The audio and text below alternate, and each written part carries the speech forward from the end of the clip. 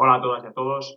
Hoy os presento una charla que me pidieron mis amigos de la Asociación Salvemos San Prudencio, una entidad que intenta rescatar del olvido la memoria, el pasado de esta importante institución eclesiástica situada en La Rioja. Agradezco particularmente a su vicepresidente Miguel Ángel su petición y su colaboración a la hora de prepararla. El objetivo principal de ella va a ser ofrecer algunas pinceladas sobre la relación que mantuvieron tanto el monasterio como la próxima localidad de Clavijo, con su barrio de Unión, que es el lugar físico donde tuvo lugar la conferencia. A lo largo de los casi 9 siglos de tiempo que ambos coexistieron. Debemos entender que ambas entidades estaban condenadas a soportarse la una a la otra por un motivo más que evidente, su vecindad. De ahí el título de la conferencia. Fray Gaspar Coronel, el monje cronista que ya conocemos por otros trabajos y otras conferencias, lo expresa clarísimamente en las primeras páginas de su obra. Y cito textualmente, como ven en la diapositiva: este Real Monasterio de San Prudencio, Orden de San Bernardo, se halla situado desde su principio dentro de su jurisdicción, que la rodea y dentro de ella tiene su término y jurisdicción privativa acotada. La proximidad del monasterio y el núcleo urbano de Clavijo es más que evidente y se aprecia perfectamente a nada que echemos un vistazo, por ejemplo, al mapa topográfico nacional, como ven en imagen, donde señalamos con un círculo donde se ubica Clavijo y con una flecha la situación exacta del monasterio. Apenas hay 1 kilómetro de distancia entre ambos lugares. Lo mismo ocurre si echamos un vistazo a la fotografía satelital que tienen en pantalla. Desconocemos cuál de las dos entidades nació en primer lugar. Y no era una cuestión menor, ya que a lo largo de sus conflictos ambas intentaron mostrar que eran más antiguas que la otra. Era un argumento que se podía emplear en instancias jurídicas para legitimar los derechos que creían tener a los aprovechamientos del área que circundaba ambas entidades. En realidad, el primer documento que tenemos mencionando a una y a otra es de una fecha muy similar. En el caso del monasterio de San Prudencio se trata de una escritura en la cual el abad de aquel entonces, estamos hablando del año 950, el abad Arica, se encomienda a la protección del monasterio de San Martín de Albelda debido a los riesgos, a los peligros que acarreaba su situación muy expuesta a posibles racias musulmanas. Estamos en una época, la de Almanzor y sus famosas aceifas, que podía poner en riesgo la integridad de la institución. En el caso de Clavijo ocurre otro tanto. La villa probablemente surgió en torno a la sombra del castillo y la primera noticia que tenemos sobre la existencia del castillo data del 960. Es una noticia que indica que el conde Fernán González habría estado preso en este castillo. Tanto el monasterio como la localidad, sin embargo, aducían otras fechas anteriores para mostrar una mayor antigüedad. En el caso del monasterio se remontaban incluso al año 586, que habría sido la fecha mítica, vamos a decir, del fallecimiento del santo bajo cuya advocación estaba el monasterio, el propio San Prudencio. La realidad es que San Prudencio ha sido un santo muy escurridizo y a lo largo de los siglos ha sido bastante difícil precisar su personalidad histórica. Es algo que, por otro lado, sucede habitualmente con el santoral católico. A lo largo de los distintos siglos, autores, especialistas en la geografía y en santos, lo han identificado con personajes muy distintos y de cronologías muy distintas, desde el siglo III hasta el siglo prácticamente XII, como ven, con un rango cronológico demasiado abultado y confundiéndolo en ocasiones directamente con personajes que no tenían nada que ver simplemente por una coincidencia en el nombre. Gracias a los estudios de Nora Igartúa, estudios bastante recientes, sabemos que el santo efectivamente existió, hay suficientes elementos como para afirmar que sí que sería un personaje histórico, pero que se ubicaría cronológicamente a finales del siglo IX, comienzos del siglo X. Por lo tanto, en una fecha muy cercana a la que mencionábamos del documento anterior del 950, primera referencia documental donde efectivamente sí que se cita la existencia de este cenobio, que por cierto en ese momento se intitula de San Vicente y San Prudencio, es decir que en primer lugar una advocación distinta de la que luego acabaría prevaleciendo. Hay también una teoría, una hipótesis que vertió en su momento el profesor Javier García Turza, que parece bastante verosímil y que vendría a indicar que la fundación efectiva del centro pues, se realizaría en el entorno del año 925, una vez esta área de La Rioja había sido conquistada a los musulmanes. Recordemos la caída de dos centros neurálgicos como son Nájera y Higuera en el año 923.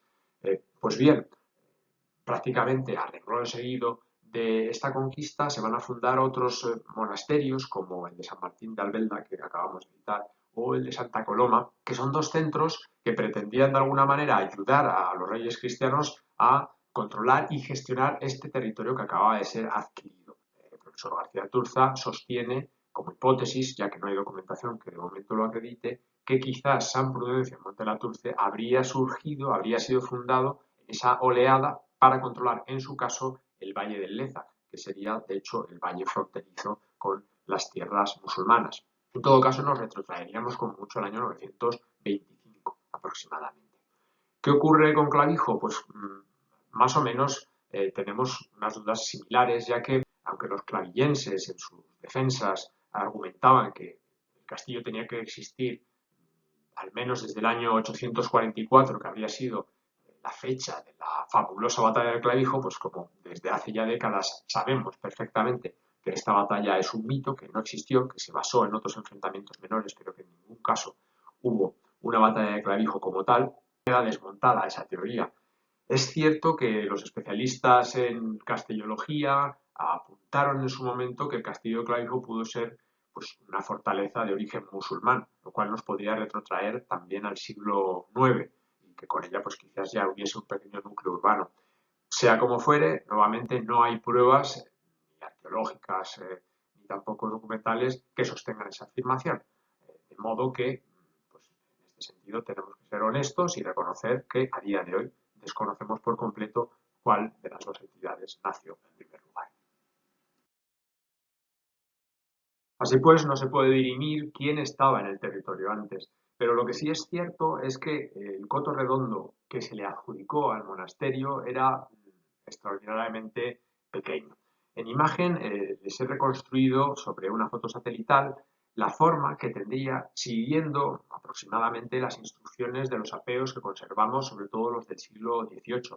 Y si se fijan en la parte inferior de la pantalla, verán un recorte del catastro de Ensenada que se realiza, como bien saben, a mediados del siglo XVIII y, como ven, la forma coincide bastante. Tiene una apariencia muy similar. En cualquier caso, el tamaño era muy reducido y las fuentes hablan de 2 tiros de piedra o de un tiro de escopeta, en fin, de unas medidas muy, muy escasas como para que pudiesen mantenerse los monjes, la comunidad que vivía en el recinto monástico, pues con la suficiente holgura. Y no era una cuestión tan solo de espacio, aunque la verdad es que en esta ocasión el tamaño sí que importaba. También era una cuestión de la calidad de los recursos que se podían obtener en él. Y lo cierto es que no eran muchos. En pantalla un documento del siglo XVIII que nos da una pista de por dónde iban los tiros en esta cuestión. Aunque sea un documento un poquito tardío, pero el coto fue el mismo a lo largo de los tiempos. Lo leemos pormenorizadamente porque nos habla sobre todo dos recursos, leña y agua. En el primer caso dice que dicho coto redondo es corto, áspero y acotado terreno, no produce fruto alguno, existiendo únicamente 200 endebles pies, poco más o menos, de robles y encinas. Y añade que con estos recursos, aunque hubiesen de servir solamente no para la lumbre de la cocina del monasterio, no podía surtirla de la necesaria y que regularmente se consume en un año. Por tanto, ni siquiera daba para alimentar la cocina durante ese periodo. No hablemos ya de caldear estancias del complejo. No sé, se me ocurre la celda del abad o el refectorio. Por tanto, muy, muy poca capacidad y, por supuesto, ningún producto más allá de esta cuestión, ¿no? Dice áspero y no produce fruto alguno. En cuanto al agua, que es otro de los recursos que se citan en este texto, dice que dicho corto término, en él, no existe fuente perenne ni arroyo alguno para el abasto de la comunidad, lo que providencia el recogerla de las lluvias en un pozo o aljibe que a este fin tiene construido. Efectivamente, el cauce fluvial estable más cercano es el Leza, que está pues, a unos 4 kilómetros más o menos ladera abajo, pero a mitad de camino hay también un par de fuentes que podían haber servido quizás para el abastecimiento, pero nuevamente, ladera abajo, un par de kilómetros, esfuerzo humano o animal ingente para acarrear el agua todos los días hasta las instalaciones. Por lo tanto, en un momento dado se construye un aljibe para recoger las aguas de lluvias, pero tampoco es una zona con una precipitación pues, muy abundante. En ocasiones no sería suficiente o incluso pues, antes de la construcción de este aljibe, de algún lugar había que extraer el agua. Y el texto lo indica, dice que cuando no se disponía ¿verdad? De estas instalaciones, pues la ha conducido de dichas extrañas jurisdicciones. Y claro, el coto estaba rodeado por completo por la jurisdicción de Clavijo, por lo tanto tenía que ser de ahí. Precisamente es por la leña y por los derechos para cortarla, por lo que tenemos un primer enfrentamiento documentado entre ambas entidades. Se trata de un pleito, en realidad de la sentencia de este pleito, que se emite en 1219, una fecha bastante temprana.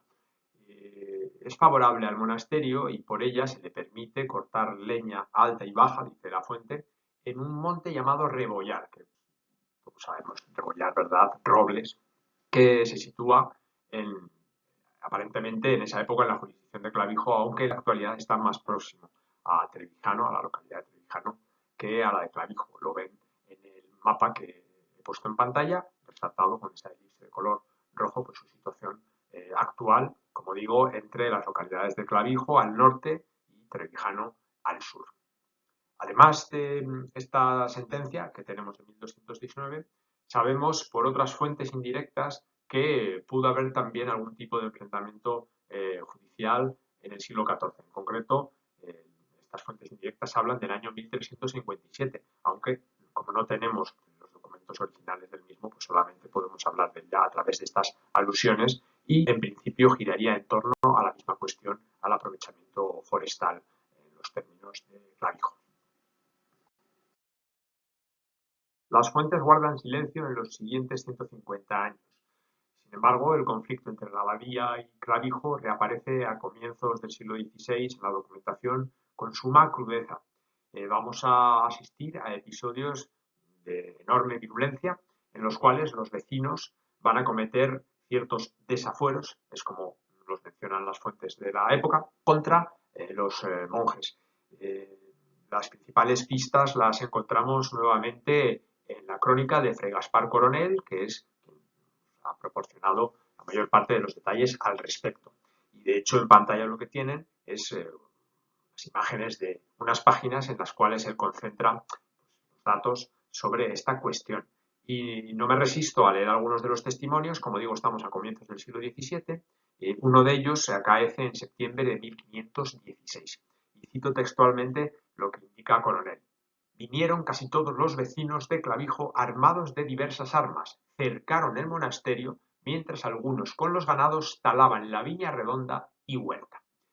En aquel momento el presidente abad era Fray Diego de Salvatierra, que al parecer intentó calmar los ánimos, pero, dice la fuente nuevamente, un tal Juan Rodríguez arremangó un capote que traía bajo el brazo y empuñando una lanza arremetió para el presidente y otro monje que con él estaba corriendo tras ellos con ánimo de matarlos hasta que se retrajeron al monasterio. Tras ellos se entraron una cuadrilla armados.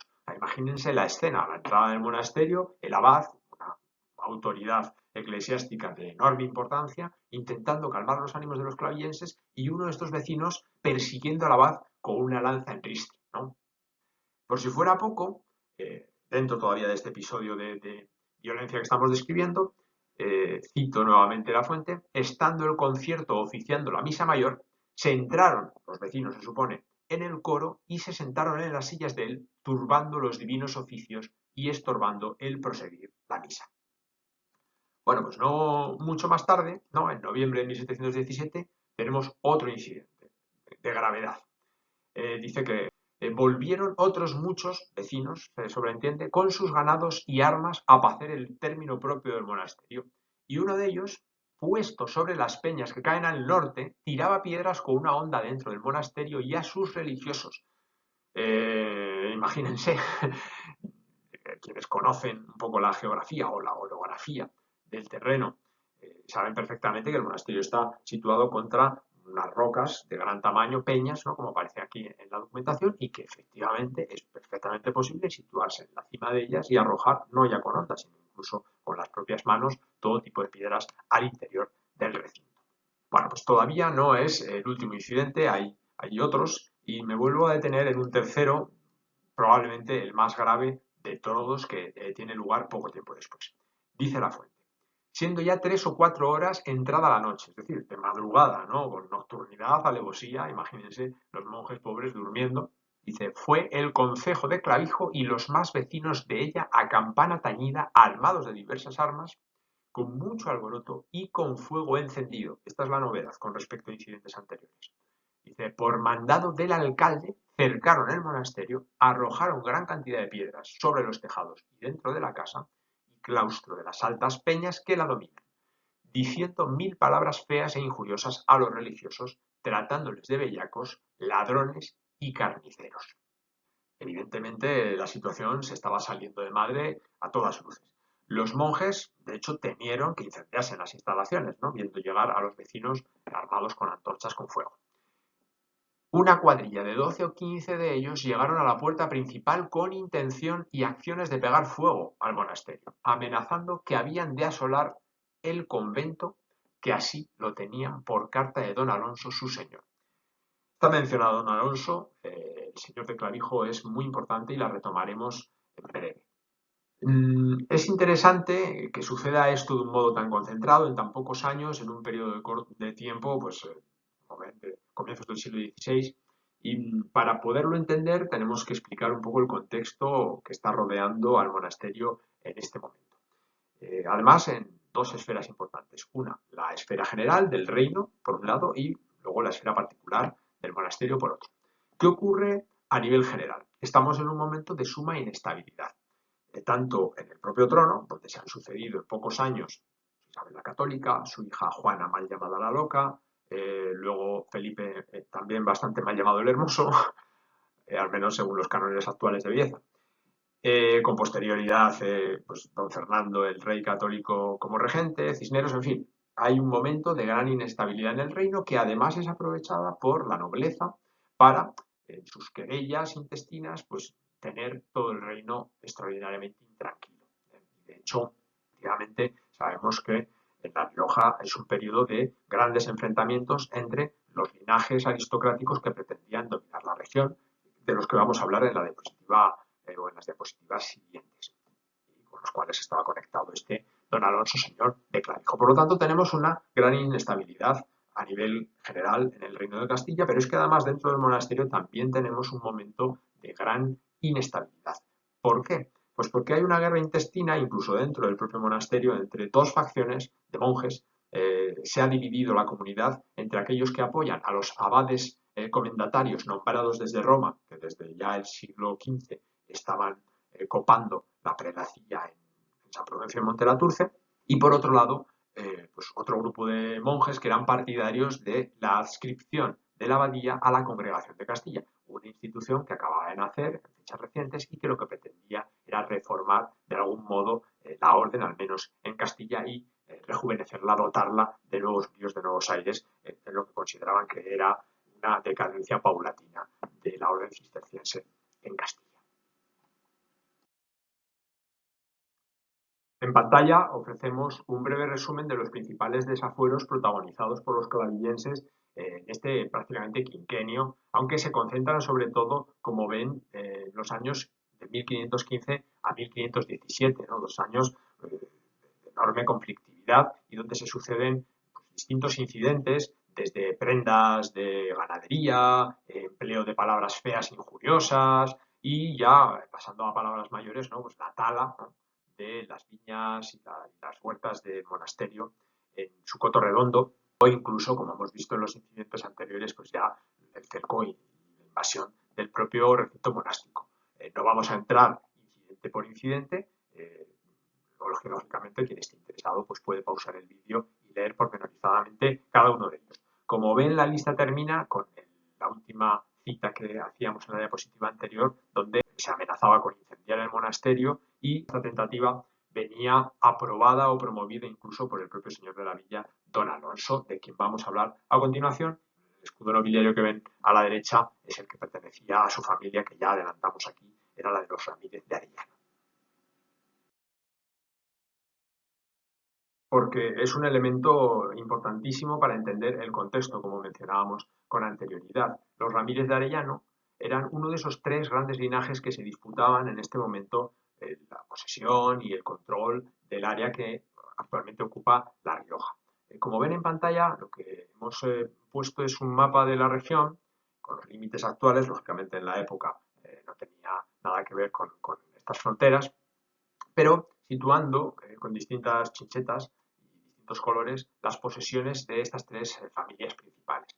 La de los Ramírez de Arellano, ya podemos decir con claridad, era probablemente la que más villas de señorío tenía en la región.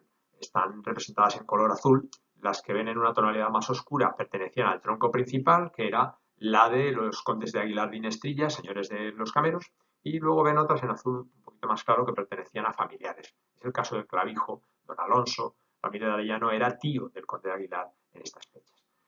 Los otros colores corresponden a las otras dos familias. Tenemos por un lado los Manrique de Lara, duques de Nájera, en color verde, y por otro tenemos a los Fernández de Velasco, condes de Nieva y condestables de Castilla en esta época. Más adelante, pues el mayorazgo recaería en los duques de Fría, grandes de España, ni más ni menos, y tendríamos en color amarillo las posesiones, en amarillo más clarito las de los condes de Nieva. Ahí están viendo Arnedo y su mayorazgo, con las localidades que dependían de él, y en ese color más ambarino pues serían las propiedades ya del condestable de Castilla, posteriormente duques de Frías, donde estaban incluidos lugares como Casa la Reina o Haro, ni más ni menos. Como decimos, los enfrentamientos entre estos linajes también afectaron y mucho a los monasterios. San Prudencio se está viendo en este momento, 1717, pues como ven, directamente afectado por los clavillenses, que quizás en cierto modo están siendo instrumentalizados por su señor para presionar al convento.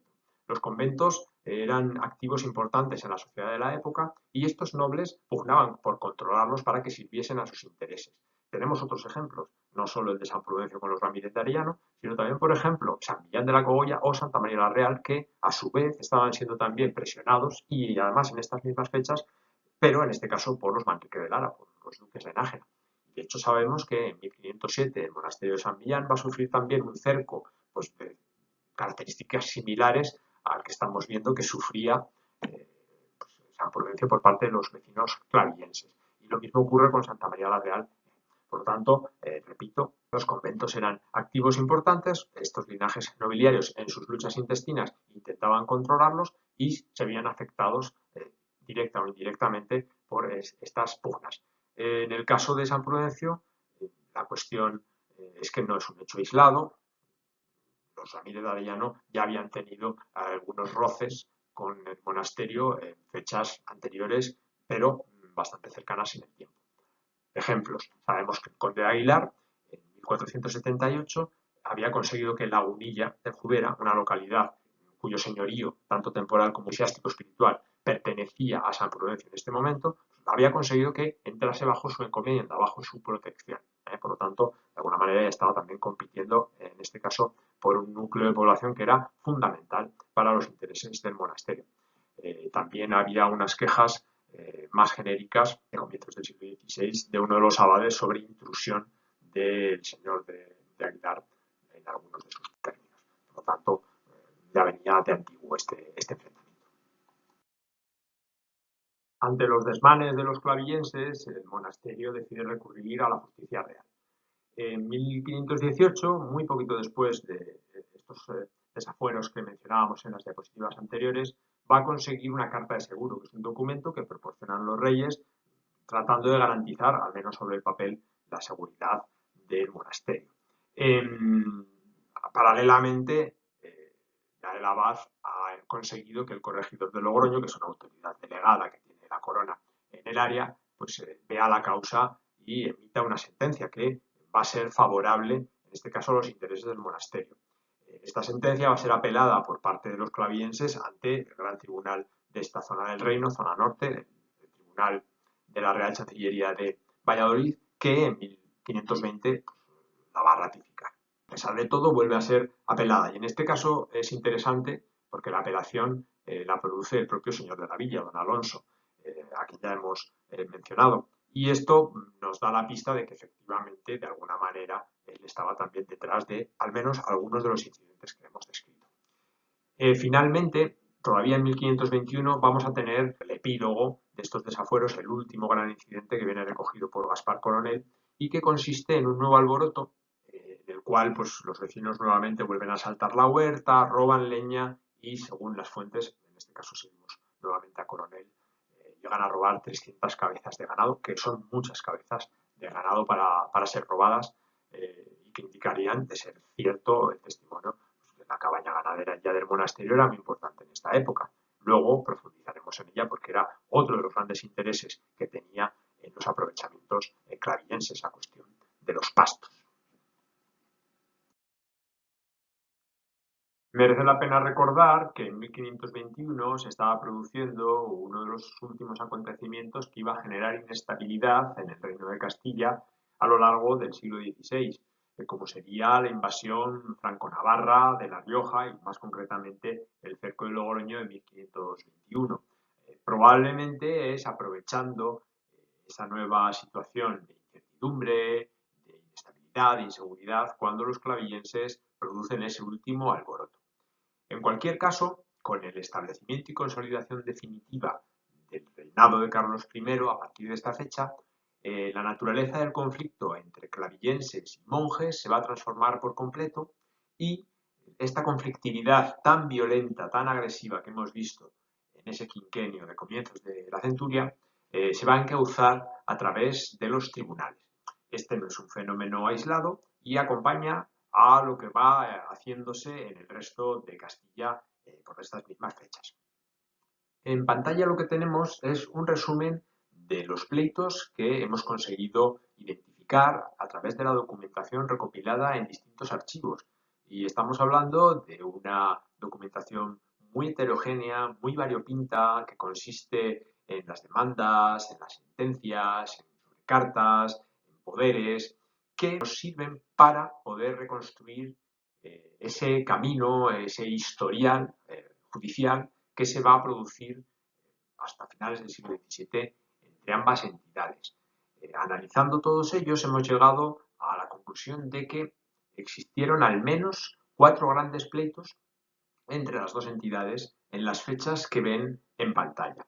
El primero tendría lugar entre 1539 y 1553 y como ven hemos localizado varios documentos que nos lo confirman, como son la demanda puesta en 1539 con una sentencia del año siguiente, varias sobrecartas ya en los años 50 y lo mismo varias ejecutorias. Una de ellas, de la Real Chancillería de Valladolid, es el documento que tienen en pantalla. A pesar de que ya en este pleito pues, el monasterio obtiene una nueva victoria, podríamos denominar prácticamente aplastante, eh, Clavijo vuelve a la carga más de 70 años después con nuevos intentos para recuperar sus derechos sobre aprovechamientos y ya en esta época particularmente el aprovechamiento en el que se hace más hincapié es el de los pastos.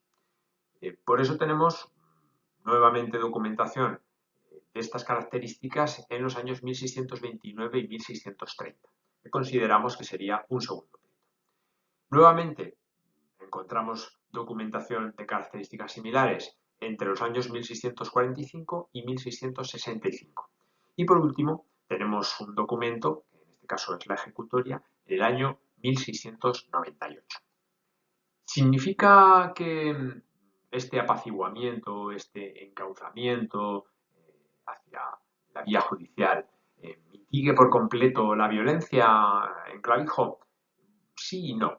Es cierto que no encontramos ningún testimonio que nos acerque a ese momento crítico de comienzos del siglo XVI, con asaltos, con cercos, incluso con intentos de incendiar el monasterio. No obstante, sí tenemos algún pequeño indicio de hechos aislados que muestran que todavía esa enemistad, ese enfrentamiento entre al menos un sector importante de la población de Clavijo y el monasterio, pues sería latente. Y el caso más claro que tenemos al respecto es una agresión que se produce contra Fray Félix Calvo, es el cillerero del monasterio en 1616, y gracias a un documento del Archivo Histórico Provincial de La Rioja, en concreto a un poder que dan los monjes para denunciar esta cuestión, sabemos más o menos en qué consistió el incidente. Se produjo el 15 de junio de 1616 y al parecer, pues una serie de vecinos de Clavijo salieron, y cito textualmente, al camino por los corrales de Unión, Unión, el barrio, ¿verdad?, de Clavijo, al norte de la localidad, ladera abajo, y por donde pasaba el camino que iba desde Logroño hasta el monasterio. Bien, estos vecinos salen a ese camino y detienen y maltratan a Fray Félix Calvo, cillerero del monasterio, y dice la fuente, quitándole el criado, llevándole preso muy asido a la cárcel de Clavijo, y no contentos con esto, le amenazaron al dicho cillerero muy mal y le ataron y dijeron muchas palabras feas e injuriosas. Tras 200 años de enfrentamiento en los tribunales, Clavijo va a sufrir las consecuencias de ese dilatado enfrentamiento a una auténtica guerra judicial de pleitos que se van sucediendo uno detrás de otro, a veces durante décadas. Ya sabemos que la justicia es lenta y en esta época pues, lo era todavía más particularmente. Y como ven en pantalla, no fueron consecuencias precisamente benignas. Vamos a hablar un poquito de cada una de ellas. La primera, sin duda, es el endeudamiento.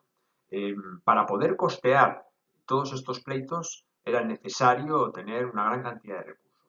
El monasterio en ese sentido lo tenía un poco más fácil, no solo porque dispusiera de recursos propios, sino porque además la afiliación a la Congregación de Castilla le daba el respaldo de una macroinstitución que englobaba a más de 40 monasterios.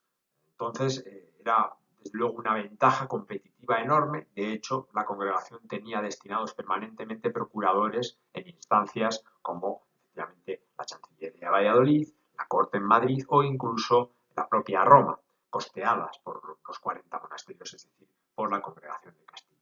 En ese sentido ahorraban costes, pero es que además la congregación podía indultar, y de hecho sabemos que indultó al monasterio de determinados gastos, determinadas anualidades, para que se concentrara, para que pudiese focalizar toda su energía financiera en los diversos litigios que sostenía en muchos frentes, porque en esta época el monasterio la verdad es que estaba peleando en los tribunales con numerosos contendientes, uno de ellos pues el Concejo de Clavijo.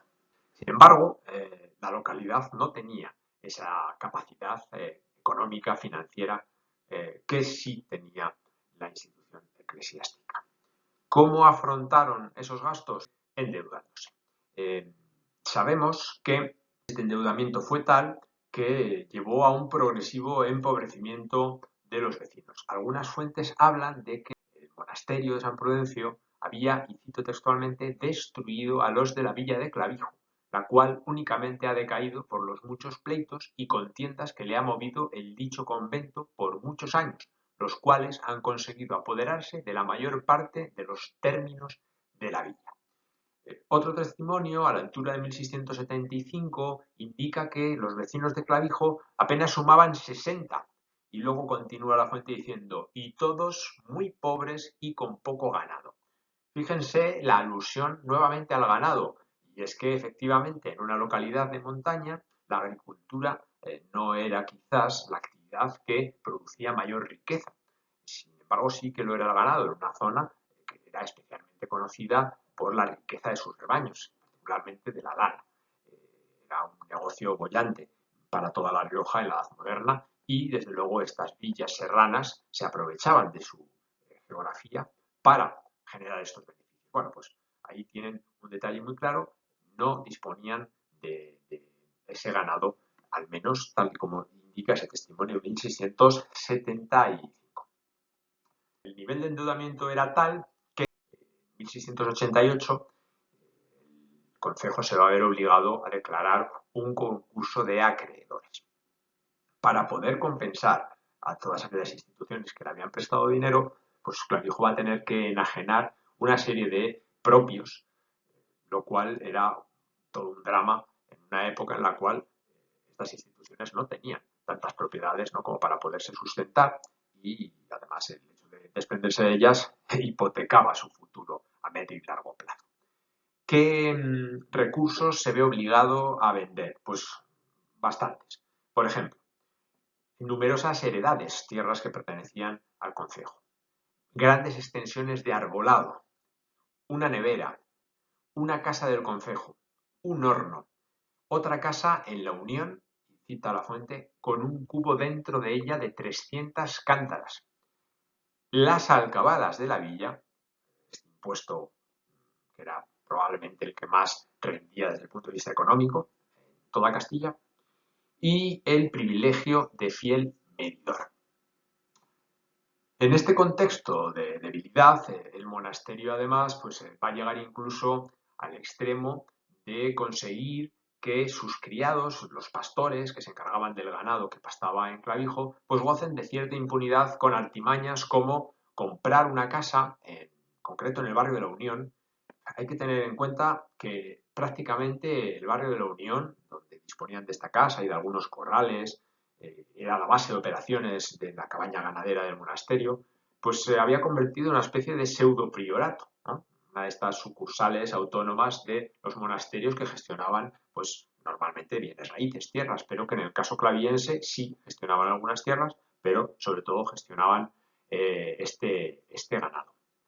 Pues bien, en esa casa, con estos criados, llegan incluso a vestirlos con un hábito de donados, dice la fuente, con el fin de que puedan así escapar de la justicia real, aduciendo que son donados del monasterio y que por lo tanto, pues cualquier infracción debe ser juzgada por aquella jurisdicción y no por la justicia real. Y es pues otro de los elementos de los que se quejan los clavienses, ¿no?, de ese nivel de impunidad y que ni siquiera pueden prendar a los pastores con el fin pues de evitar desmanes. Por último, tenemos otra cuestión bastante interesante y es la manipulación a la que es capaz de someter el monasterio en determinadas circunstancias al concejo de Clavijo para que actúe en interés del monasterio.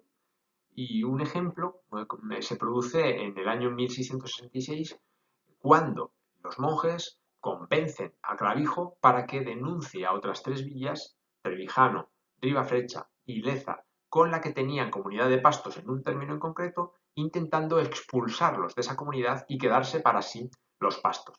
Cuando digo para sí, evidentemente los clavillenses esperarían que para ellos, pero realmente, como decimos, estaban siendo títeres de la actuación del monasterio, que luego se sumaría a esa demanda y que realmente lo que pretendía era usarlos con su propio ganado. Uno de los principales acreedores de la localidad en esta época es otro convento, y es que eran los bancos de la época. Se trata del convento de monjas clarisas de San Miguel, que está situado en San Martín de Don, una localidad burgalesa que en la actualidad pues, se ubica muy cerca del embalse de Sobrón. A este convento Clavijo le debía una cantidad fabulosa, 8.000 ducados.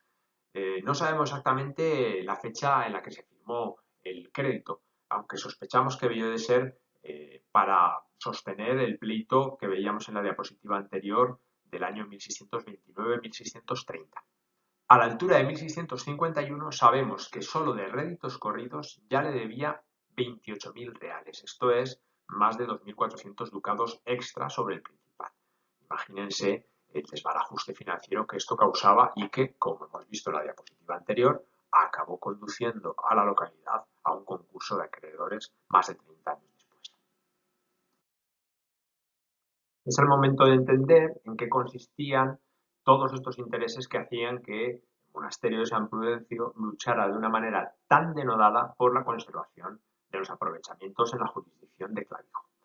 Y como ven en pantalla, vamos a empezar por los bienes raíces que poseía en la jurisdicción. En primer lugar, tenemos una cantidad de tierras bastante razonable, hablamos de 78 fanegas de sembradura de secano. Además, también disponían de una serie de tierras incultas, yermos, como dice la fuente, en total más de 9 fanegas. Una era de pan trillar con una superficie de media fanega.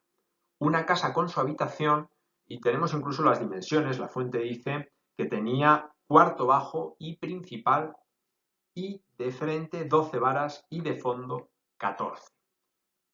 Además, un pajar, además 3 corrales, todos estos inmuebles y la era, por cierto, en el barrio de la Unión, no en la localidad de Clavijo.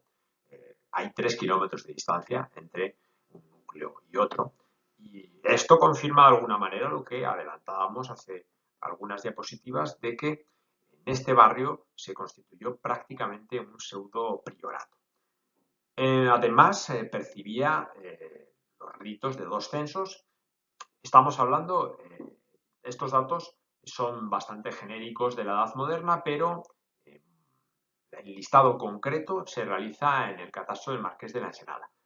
Digo que son bastante genéricos porque tenemos datos también de mediados del siglo XVII y coinciden, sobre todo en lo que hace referencia a las tierras de cultivo, con los que nos ofrece el catastro a mediados del siglo XVIII. Pero bueno, los censos, lógicamente, sí que son un tipo de renta que puede variar más a lo largo del tiempo. Y finalmente, una renta que también habían obtenido a mediados del siglo XVII en un pleito que había sostenido, en este caso no con el concejo, sino con el cabildo de la parroquia clavillense. Se trata de la primicia y del diezmo de las tierras que poseían. De todos es sobradamente sabido que los monasterios eran instituciones defraudadoras, denominémoslas así, de estas rentas a nivel eclesiástico. Habían pleiteado y en numerosas ocasiones, y San Prudencio particularmente lo había hecho en numerosos casos, no solamente aquí en Clavijo, sino también, por ejemplo, en sus tierras en la Villa de Ocón y en otros lugares. Por lo tanto, pues también cobraban estas rentas. Gracias a los pormenorizados datos que nos ofrece el catastro del Marqués de la Ensenada, ha sido posible elaborar esta tabla donde ubicamos con precisión en cada uno de los términos donde se situaban las 38 piezas de sembradura a las que aludíamos con anterioridad. Como ven, al lado de cada una de ellas aparece su superficie en fanegas. Ya les advierto que si se toman la molestia de sumarlas todas, les va a dar 77, una fanega menos de las que decíamos que adelantaba la fuente. Pero bueno, son pequeños desajustes que en ocasiones se producían en este tipo de fuentes estadísticas. También les he señalado en pantalla 3 piezas, de todas ellas son las más extensas y me ha parecido interesante marcarlas. Una de ellas tiene 11 fanegas que en el conjunto global de las 78 estamos hablando prácticamente de un 15% del total solamente en esa pieza, se sitúa en el término de Ardachal y además el catastro indica que era la única que contenía 22 árboles frutales, aunque no indica qué tipo de árbol frutal era en cuestión. Las otras dos, por encima de las 5 fanegas, se sitúan una en el término de Pozas, donde creo recordar que hay alguna más, y otra en el Portillo del Salvador. Al disponer del nombre de los términos, ha sido posible, gracias a la conservación de muchos de ellos en la actualidad, ubicar la gran mayoría de estas parcelas en el mapa actual.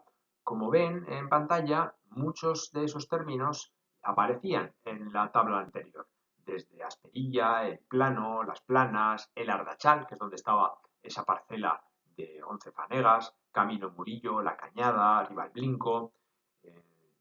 Esta concentración de parcelas en esta zona en concreto es perfectamente explicable, ya que se trata del área al norte del barrio de la Unión, es la zona más llana de todo el término municipal de Clavijo y donde todavía hoy en día se distribuyen la mayor parte de las tierras de cultivo.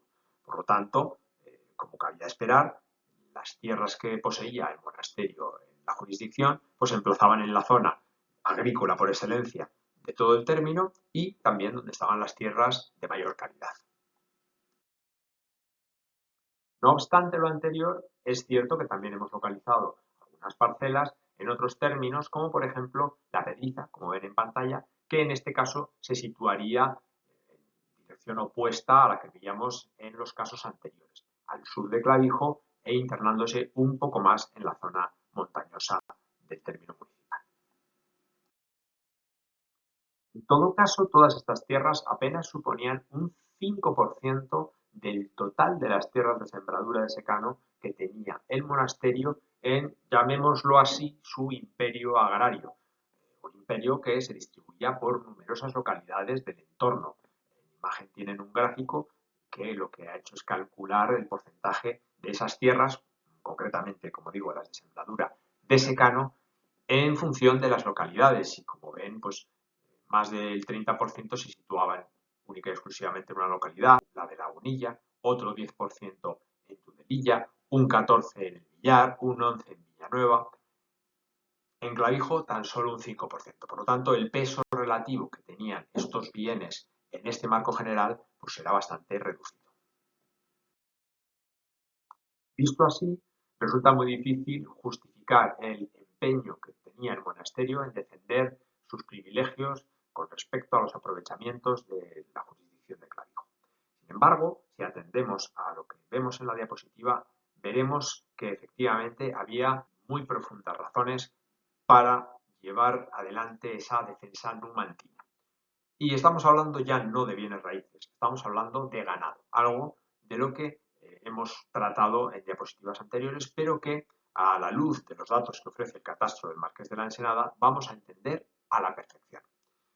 Si ven en pantalla, lo que tenemos es una de las hojas con la declaración correspondiente al rebaño que poseía el monasterio en esta fecha, 1753, en la jurisdicción de Clavijo.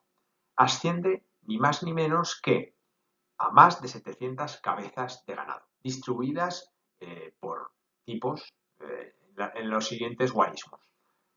201 carnero, 317 ovejas, 68 corderos de lana churra, 175 cabras, 65 chivos y 3 mulas de labor. Evidentemente son cifras bastante importantes y que desbordan lo que sería la necesidad de consumo de la mesa del monasterio, por mucho que en esta época tuviesen una cantidad bastante elevada de monjes, rondando la treintena.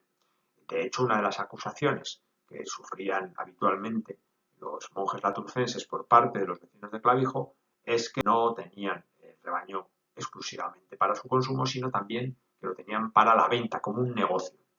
El propio catastro indica que el beneficio del esquilmo de estas reses asciende a más de 3.000 reales anuales. Por lo tanto, efectivamente, era un negocio bastante lucrativo.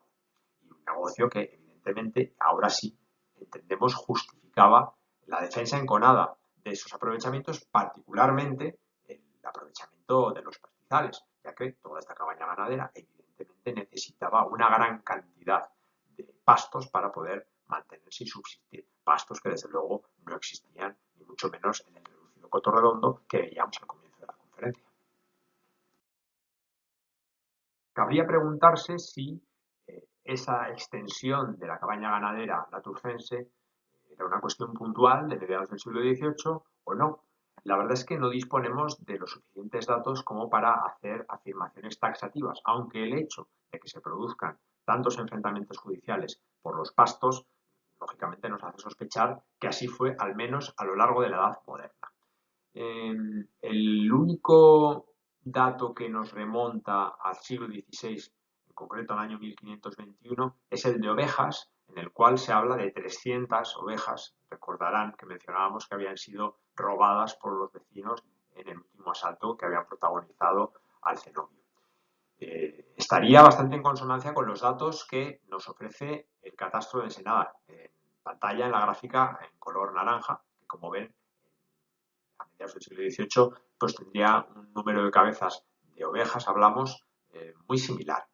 Sí que podemos comparar un poco más con los guarismos que se ofrecen en otro documento de la segunda mitad del siglo XVIII, pero apenas son 14 años después de las cifras dadas por el catastro y evidentemente no hay demasiada variación. Sí que se apuntan más cabezas de ovejas, alguna menos de carneros, no se ofrecen datos sobre los corderos y los chivos, pero también de las cabras hay cierto crecimiento. todo caso, al menos en ese periodo de la segunda mitad del siglo XVIII, sí que se observa cierta estabilidad en el número de cabezas de ganado que tenía el monasterio a su disposición. Volvemos nuevamente a las luchas, a esa sempiterna guerra judicial que mantuvieron las dos entidades a lo largo de toda la Edad Moderna, incluso, como veíamos, con precedentes medievales. Y es que en la segunda mitad del siglo XVIII el conflicto se va a reactivar. Lo va a hacer fundamentalmente por un cambio en el panorama general político, cortesano, que va a intentar frenar algunos de los privilegios de las prerrogativas que tenía la Iglesia en el marco de ese regalismo borbónico que ha sido bien estudiado en el caso de nuestro país, particularmente en los reinados de Fernando VI, pero ya sobre todo en el reinado de Carlos III. Una de las instituciones con las cuales van a intentar contender de un modo más fuerte va a ser precisamente el clero regular. En el caso que nos ocupa, una de las leyes estrellas del momento y que va a ser la que va a reactivar el conflicto entre las dos entidades que estamos estudiando, va a ser una Real Cédula aprobada en 1766. ¿Cuál era el fin de esta cédula? Pues precisamente era prohibir que las comunidades eclesiásticas seculares y regulares se beneficiasen de los aprovechamientos que tenían en lugares como Clavijo por motivo de vecindad. Fíjense que el título es bastante claro sobre quién o quiénes debía aplicarse. Y es evidente que a nadie se le escapa, con todo lo que hemos contado a lo largo de esta conferencia, que el monasterio de San Prudencio era un candidato perfecto sobre el cual aplicar esta legislación.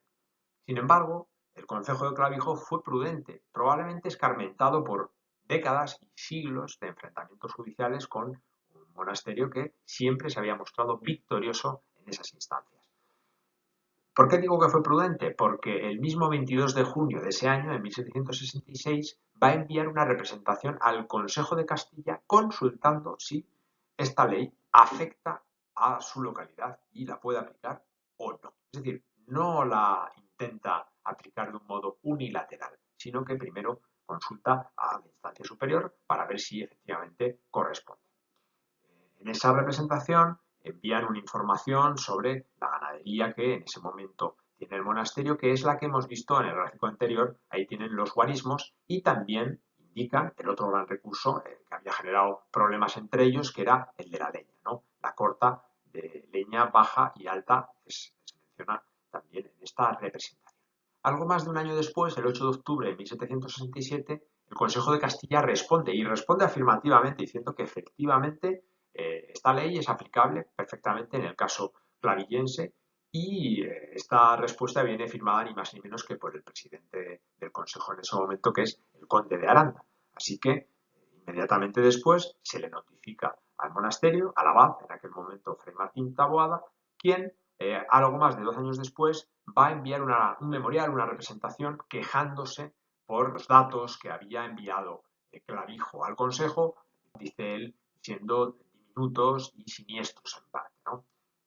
La verdad es que era un golpe, un revés tremendo para los intereses del monasterio, verse privados de esos aprovechamientos que, como hemos visto, permitían el mantenimiento de un lucrativo negocio y también, en el caso de la leña, pues, de la propia comunidad, ¿no? Algo básico para ellos. Antes de tener que tomar la drástica decisión de vender todo su rebaño, van a intentar una artimaña que es, de alguna manera, simular esa venta a un vecino de la localidad de Murillo que ejerza una suerte de papel de testaferro y, aprovechando que la dicha localidad de Murillo tiene comunidad de pastos en ciertos lugares con la de la Unilla de Jubera, que ya hemos visto que era una localidad en la que el monasterio pues, tenía bastante poder, mando, y de esa manera pues todavía mantener, aunque fuese en esa especie de limbo, todas las cabezas de ganado por si conseguía que se revirtiese la situación, porque evidentemente se entró en una espiral de apelaciones, tratando de revertir, ¿no? Como decíamos, la situación. Esta ardid va a ser detectada por las autoridades y, de hecho, este vecino en cuestión va a ser multado severamente y, bueno, finalmente el monasterio se va a ver en la obligación de vender todo su rebaño y algunas de las fuentes pues indican que se ven precisados a comprar la carne, las reses, dicen, de 2 en 2, de 3 en 3, de 4 en 4 para poder suministrar a la mesa del convento. A pesar de todo, finalmente, el 30 de marzo de 1770, el monasterio va a haber restituido sus derechos a estos aprovechamientos. Así que volvemos a la casilla de salida. El concejo, animado por esta suerte de esperanza, de cambio, ¿no? Nuevos aires, pues va a perseverar una vez más en las denuncias, en las demandas, y va a presentar una nueva ese mismo año. Lo que ocurre es que muy poco después, en 1774, y durante casi una década, pues se va a paralizar. Desconocemos las causas, las fuentes no las indican, aunque sospechamos por la coincidencia de fechas que quizás tenga que ver con la guerra de Inglaterra. Finalmente, el último documento que cita esta cuestión es una sentencia nuevamente absolutoria, es decir, favorable a Montelaturce y que se pronuncia en 1790. Aquí tenemos en pantalla una copia del documento de 1767 por el que el Consejo de Castilla prohíbe a San Prudencio seguir utilizando esos aprovechamientos en Clavijo. Y como decíamos antes, aparece firmada por el mismísimo conde de Aranda. Y en esta otra diapositiva, pues la copia de la representación que envía el abad Fray Martín Taboada en 1769, quejándose por esas expresiones incorrectas, siniestras, como él dice, que utilizan los clavillenses para describir la situación y la relación con Montelaturce, y alegando que ni mucho menos el monasterio tiene acceso a esos aprovechamientos por intrusión o por robo o por algo negativo, sino que los tiene por donación de reyes desde tiempos inmemoriales. Lo que ocurre es que no tenía ningún documento para aprobarlo. A la altura de 1790 quedaban pocos años para que la invasión napoleónica, las exclaustraciones y la desamortización dejaran en un segundo plano este conflicto ya centenario entre Montelaturce y Clavijo. Tras décadas de pura supervivencia, la reducida comunidad de monjes, ya en los últimos años hablamos de 4 o 5 apenas individuos que resistió hasta el año 1835, pues fue definitivamente exclaustrada y las propiedades subastadas. También el lote de Clavijo. En pantalla les he puesto un gráfico donde se va agregando el valor de la desamortización de todos los lotes que poseía el monasterio en distintas localidades, en el eje de las X dichas localidades, y como se puede observar, el lote de Clavijo, que correspondía a Clavijo, que básicamente eran las mismas 78 fanegas que veíamos en diapositivas anteriores, más esos bienes inmuebles del barrio de la Unión, pues apenas ascendieron a 11.000 reales, mucho menos que otros lotes, como ven, los más cuantiosos correspondieron a la granja de la Noguera, que fue sin duda el lote más valioso con más de 1.000.000 de reales, o el lote de tierras de la próxima Villa Mediana que ascendió a 840.000. En cualquier caso, el de Clavijo fue adquirido por un comerciante logroñés, Antonio Cabezón, que también se hizo con otros lotes, como por ejemplo el de Trevijano o el de Alberite, o también las casas de Lagunilla. En la documentación conservada en el Archivo Histórico Nacional sobre esta operación desamortizadora, pues se desarrolla claramente también la venta del lote de tierras de Clavijo. Eran más o menos las mismas fanegas, aunque sí es cierto que concentradas en menos parcelas, 33. Pero no obstante, comparando esta fuente con el catastro de Ensenada, más o menos se ve que había habido mucha estabilidad en lo que concierne a estas tierras, y de hecho en pantalla les he señalado pues más o menos las mismas que había señalado también en el catastro de Ensenada. Por ejemplo, ese lote tan grande en el término de Aldachal, que en esta fuente se indica que tienen 12 fanegas, como ven, muy poca diferencia con respecto a lo que veíamos en el catastro del Marqués de la Senada.